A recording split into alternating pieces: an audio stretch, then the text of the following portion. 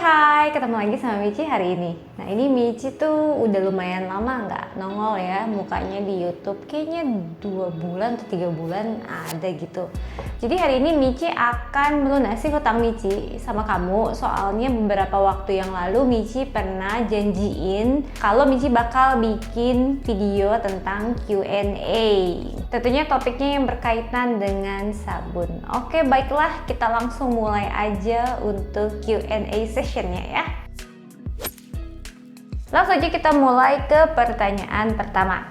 Michi, bisa nggak kalau misalnya di resep ini aku ganti olive oilnya dengan coconut oil? Jawabannya adalah tidak bisa. Kalau kamu nge-scroll di description box video Michi itu ada tulisannya, resep harus diikuti sama persis. Jadi gini, tiap-tiap minyak itu dia punya SAP value masing-masing. Jadi ketika kita ganti minyaknya misalnya dari olive oil ke coconut oil, itu kita harus melakukan perhitungan ulang terhadap NaOH yang dibutuhkan. Kalau misalnya kamu tidak melakukan perhitungan NaOH ulang, itu tuh sabun kamu bisa jadi kemungkinan ada 2 resikonya ya. Yang pertama adalah sabun kamu bakal lembek terus karena kurang NaOH-nya. Yang kedua, ini yang bahaya adalah ketika sabun kamu itu kelebihan NaOH. Sabunnya itu biasanya ciri-cirinya adalah dia baru umurnya 2 hari itu sabunnya langsung keras, dan ketika kamu potong sabunnya itu retak pecah. Sabun ini, tipe ini, kalau misalnya kamu pakai, nanti kulit kamu bisa gatel dan iritasi. Jadi jawabannya boleh apa enggak adalah tidak,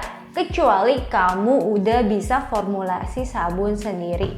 Kita lanjut ke pertanyaan kedua. Michi, sabun ini tahan berapa lama ya? Sebenarnya ini Michi pernah jelasin di video sebelumnya, cuma nggak apa-apa, nanti Michi akan rangkum di sini biar nggak usah bolak-balik lihat video yang lain. Jadi sabun kita ini, sabun saponifikasi itu sebenarnya tidak memiliki expired date.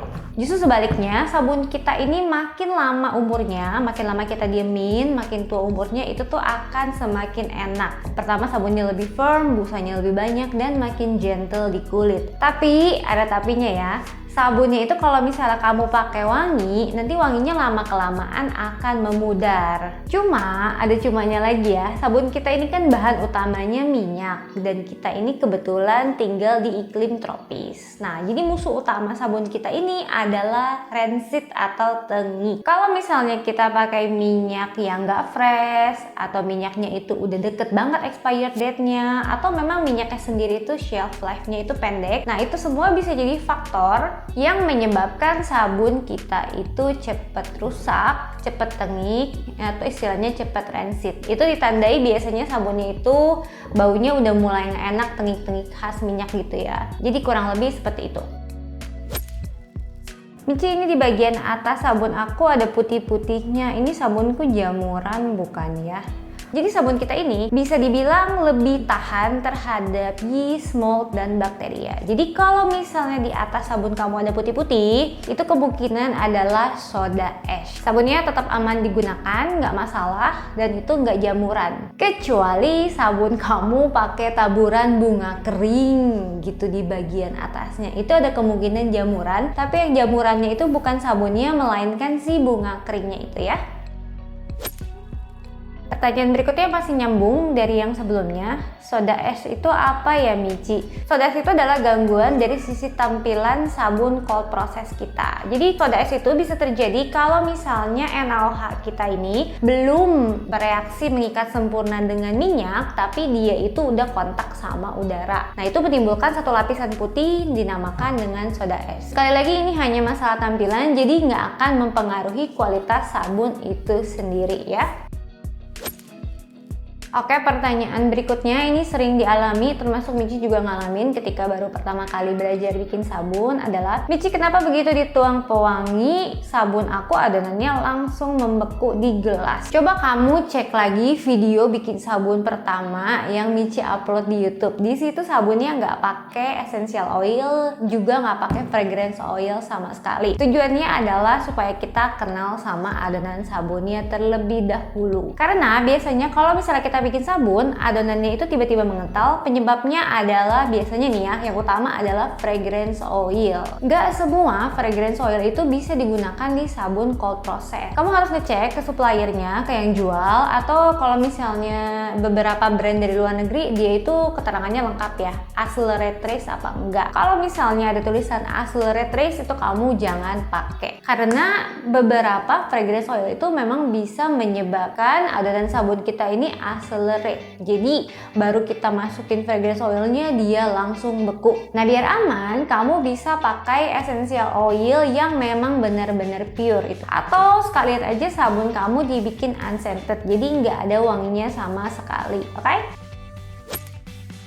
Michi stick blendernya merek apa, terus belinya di mana, gelas ukurnya juga beli di mana. Stick blender yang Michi pakai itu ada dua. Yang pertama ini nyebut merek ayah nggak apa-apa ya, merek Helles. Yang kedua itu merek Idealite. Kalau kamu cek di description box Michi, biasanya Michi taruh link rekomendasi beli produknya di mana. Kalau mau kembaran sama Michi ya.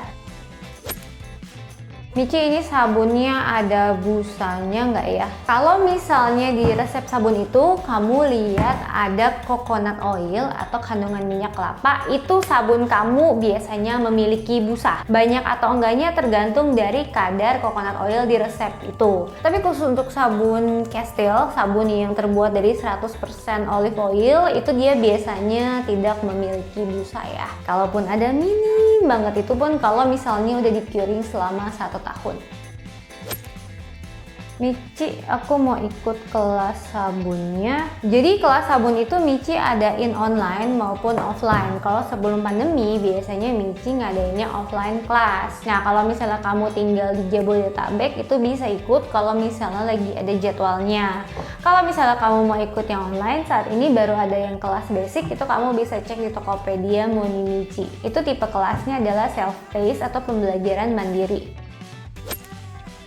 Michi essential oil yang digunakan itu berapa tetes? Di sini ketika kita bikin sabun itu semua satuan itu dalam gram. Jadi kita nggak pakai yang namanya takaran tetes. Kenapa? Biar lebih presisi. Ketika kamu netes itu kan tergantung dari dari lubang botolnya ya. Kalau misalnya dia gede kan tetesannya otomatis jadi lebih banyak dong. Atau ada kemungkinan juga kamu kelebihan netes. Jadi biar akurat semuanya kita timbang dalam satuan gram. Termasuk juga minyak, jadi kita nggak pakai satuan mililiter, liter, jadi semua kita timbang dalam gram.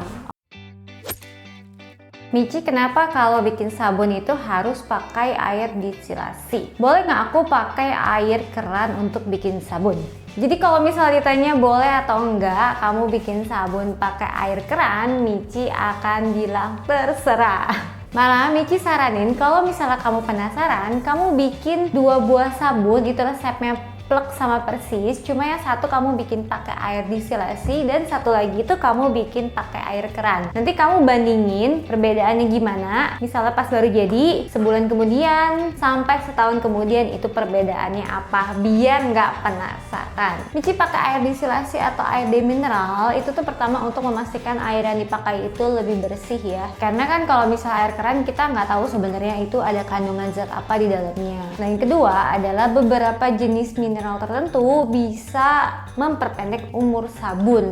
Jadi biar aman Michi pakai air distilasi aja. Nah jawabannya boleh apa enggak, Michi balikin terserah kamu. Oke, kurang lebih Q&A sesi kali ini segitu aja. Nanti mungkin kalau misalnya masih banyak pertanyaan, Michi akan bikin video Q&A sesi kedua. Jangan lupa subscribe di YouTube-nya Moni Michi. Jempolnya juga tolong kasih like di video ini biar Michi makin semangat bikin kontennya. Thank you for watching. Bye-bye.